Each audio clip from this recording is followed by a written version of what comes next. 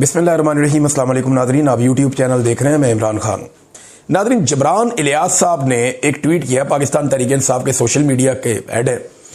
उन्होंने एक ट्वीट किया, उसके अंदर उन्होंने कुछ चीज़ें लिखी और उसके साथ उन्होंने एक स्टिकर उन्होंने शेयर किया सोशल मीडिया पे।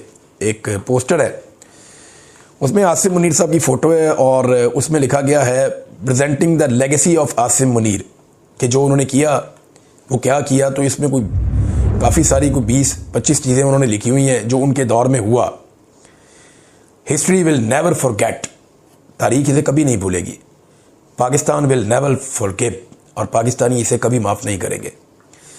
उन्होंने बताया क्या कि जनाब इन्होंने मनसूबाबंदी के तहत कत्लेआम करवाया और निहत्ते और पुरअमन एहतजाज करने वाले मुजाहिरीन पर।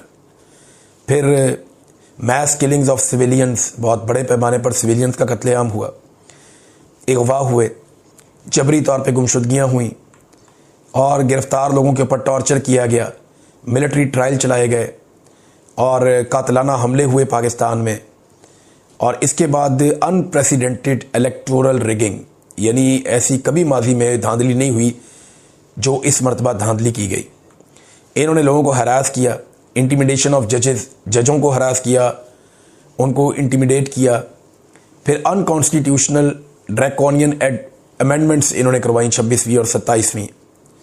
और इसके अलावा उन्होंने लिखा कि डेमोक्रेसी के साथ क्या किया, ट्रांसनेशनल रिप्रेशन, मैं पहले इस पे बात करता रहा हूँ, उस मामले में क्या हुआ, कलेक्टिव पनिशमेंट, कोई जुर्म कोई कर रहा है, सज़ा कोई और, ख़ानदान भी अंदर, चादर और चार दीवारी का तकद्दुस जो है वो पामाल किया गया, mockery of Islamic and social values, इनका मजाक उड़ाया गया। और फिर उसके बाद ये फ्रीडम ऑफ स्पीच पाकिस्तान में ख़त्म कर दी गई, खौफनाक किस्म का सेंसरशिप पाकिस्तान में लगा दिया गया और मीडिया के ऊपर पाबंदियाँ लगा दी गई, ख़वातीन पर, बच्चों पर और बुज़ुर्गों पर हमले किए गए, ह्यूमन राइट्स की बदतरीन पामालियाँ की गई और उसके बाद झूठे केसेस का अंबार लगा दिया गया। रातों को लोगों के घरों की चादर और चार दीवारी का गैर कानूनी तौर पर तकद्दुस पामाल किया गया और करप्शन, जो करप्ट लोग हैं उनको जो है ना प्रमोट किया गया, ह्यूमन राइट्स को ख़त्म कर दिया गया।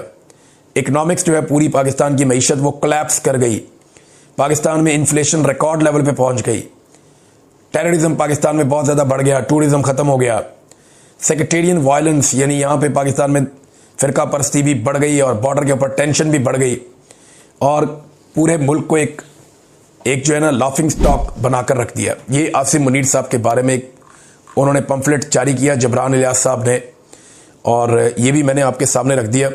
अब पाकिस्तान तहरीक इंसाफ ने इसमें मुज़ामत करने का फ़ैसला किया है।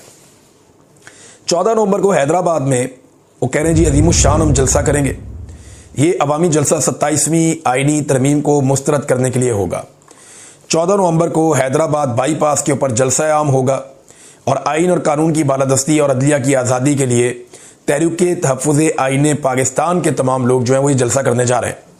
अब इसके अंदर सिंध की क़यादत शामिल होगी और इसके अंदर जो है वो बाकी क़यादत भी शामिल होगी। साहबज़ादा हामिद रज़ा की और मैं शाह महमूद कुरैशी दोनों की तस्वीर इसके अंदर देख रहा हूँ। ये दोनों अहबाब जो हैं वो जेल में बंद हैं इस वक्त पोस्टर के ऊपर, बाकी लोग सारे बाहर हैं अभी।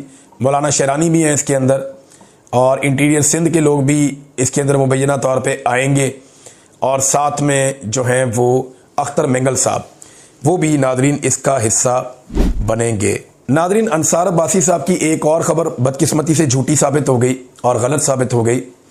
उन्होंने खबर दी कि वोट ऑफ नो कॉन्फिडेंस के वक्त इमरान खान ने जनरल बाजवा को गैर मुअय्यना मुद्दत के लिए एक्सटेंशन ऑफ़र की थी।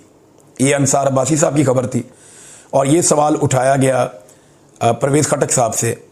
तो परवेज़ खटक साहब ने कहा कि ये गैर मुअय्यना, हालांकि वो इमरान खान साहब के मुखालिफ हैं, इस वक्त शदीद मुखालिफ हैं इमरान खान के, उनके खिलाफ स्टेटमेंट देते रहते हैं, लेकिन वही बता रहे हैं कि नहीं ऐसा नहीं है, मैं बेशक इमरान खान का मुखालिफ हूँ, लेकिन गैर मुअय्यना मुद्दत वाली बात तो कोई अनपढ़ जाहिल ही कर सकता है।